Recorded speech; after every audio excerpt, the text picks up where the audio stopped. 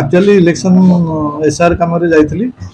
ଏବଂ ଫିଲ୍ଡ ଯାଇଥିଲି ସେପଟୁ ବୁଲିକିରି ଆସିଲା ପରେ ସରପଞ୍ଚ ନଛିପୁର ଗୋଟେ ଘର ପଡ଼ିଥିଲା ତାର ଇଏ ମେଟେରିଆଲ୍ସ କିଣିଥିଲେ ଦେବା ପାଇଁ ମୋତେ ଡାକିଲେ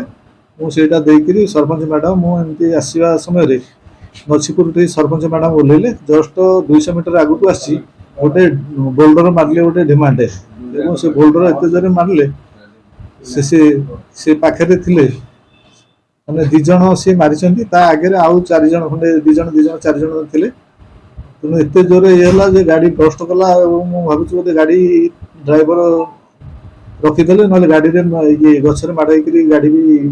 ଆମର ଜୀବନ ପ୍ରତି ବିପଦ ଥିଲା ତେଣୁ ଆମେ ସେଠୁ ପଳେଇ ଆସିଲୁ କିନ୍ତୁ ଅସହିଷ୍ଣୁ ଏଇ କାମ ମୁଁ କରିବାରୁ ଲୋକଙ୍କୁ ସେବା ଦେବାରେ ଅସହିଷ୍ଣୁ ହେଇକିରି ଏଇ କାମ କରୁଛନ୍ତି ଆଉ କିନ୍ତୁ ମୋତେ ଆଗରୁ ଯାଇକିରି ସିଡିଓ ସାର୍ଙ୍କ ପାଖରେ ମୋ ସହିତ ଯୁକ୍ତି ତର୍କ କରି ଆସିଥିଲେ ଏ କାମ ବାବଦରେ ଆମର ବିଲ୍ ହେଉନି ଇଏ ହେଉନି ଆପଣ ବହୁତ ଆଗକୁ ବହୁତ ଟେନସନ୍ ନେବେ ଇଏ କରିବେ ସେ କରିବେ ଏମିତି କହିଥିଲେ ତାପରେ ସନ୍ଧ୍ୟାରେ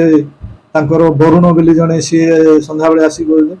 ମୁଁ ବହୁତ ମୋ ମୁଣ୍ଡ ଗରମ ହବ ଆପଣ କିଏ ରକ୍ଷା କରିବ ଇଏ ଏମିତି ବହୁତ କିଛି କହିକିରି ମୋତେ ଏମିତି ଯାଇଥିଲେ ସନ୍ଧ୍ୟାବେଳେ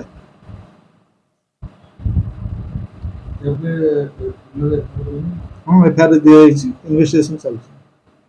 ଆମେ ଇଲେକ୍ସନ୍ କାମରେ ଯାଇଥିଲୁ ନଛିପୁର ଆଉ ଗୋଟେ ଘରଟେ ପୋଡ଼ି ଯାଇଥିଲା ଯାଇଥିଲୁ ବିଡ଼ାପାଜି ସେପଟେ ରିଟର୍ଣ୍ଣ କରିଥିଲୁ ନଛିପୁର ସରପଞ୍ଚ ମ୍ୟାଡ଼ାମ୍ ବି ଆମ ସାଙ୍ଗରେ ଥିଲେ ସରପଞ୍ଚ ମ୍ୟାଡ଼ାମ୍ଙ୍କୁ ତାଙ୍କ ପଞ୍ଚାୟତ ଅଫିସରୁ ଛାଡ଼ିଲୁ ପଞ୍ଚାୟତ ଅଫିସରୁ 200 ମିଟର ବାଇକ୍ରେ ସେପଟୁ ଆମେ ଦଶପଲା ପଟେ ଆସୁଥିଲୁ ସେମାନେ ନଛିପୁର ପଟେ ଯାଉଥିଲେ ସେ ବାଇକ୍ରେ 2 ଜଣ ଥିଲେ ସେ ମେଣ୍ଟାଲ୍ ମାରିଦେଲେ ଗାଡ଼ିକି ମାରିଦେଲା ପରେ କାଚଟା ଭାଙ୍ଗିଗଲା ଗ୍ୟାସ୍ ହେଇଗଲା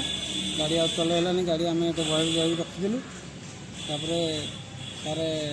ଆଇଆଇ ସାର୍ଙ୍କୁ ଇନଫର୍ମେସନ୍ କଲେ ଆମେ ସେଠୁ ପଳେଇ ଆସିଛୁ ବ୍ଲକ୍